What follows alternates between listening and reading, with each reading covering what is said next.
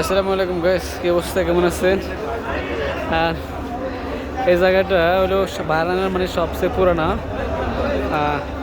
এটা ছিল আগে আমির ভান্ডার। আমি 2014 সালে আসি এটা দেখছি আমির ভান্ডারে। এরা 2014 সালের মানে পরে মানে চলে গেছে।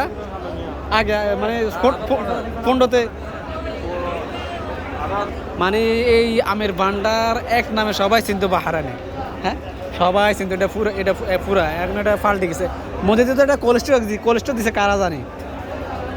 এখন আবার কোলেস্ট্রল এখন আবার পাল্টে গেছে।